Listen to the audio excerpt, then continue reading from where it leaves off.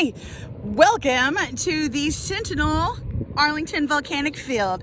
This is one of the young volcanic fields here in Arizona. This particular one, the volcanics were mostly active between like 1 and 4 million years ago. So geologically speaking, it's still really young. Most of these are made out of basalt and cinders, which you can see. We've got really big broad plains from those basalt flows. There are some volcanic bodies out here. There's a few shield volcanoes and a few kind of smaller things, but you can see for the most part, at least at this part, it's pretty flat. I am actually at the rest stop just off of I-8 that actually goes splits right through the middle of the volcanic field, which is pretty awesome.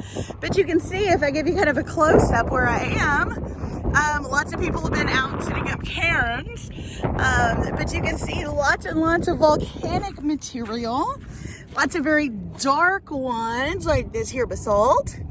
You can see it's basalt, nice and dark. If we get kind of close, you can't see any crystals in it, but I do see lots and lots of vesicles. So that's going to tell you that there was quite a bit of gas being released by the lava as it was erupting here. Now behind me is really dark, and it's not just the basalt that's making it dark, but some of this is actually desert varnish as well. So that's a process where it happens mostly in the desert, hence the name, but some of the iron and magnesium are actually leached out of the rocks, and it forms a really thin coating on the surface of the rock. And if you've seen a lot of petroglyphs around the Southwest, a lot of those are actually in this desert varnish, and it's chipped through and it exposes a different color rock behind, and that's how those are created, and one of the reasons why they're preserved so well too. And you can see some of these rocks give you a pretty good idea of that desert varnish. If we come over here, you can see some of these big rocks are dark in color, but you can see the surface of them is a whole lot darker.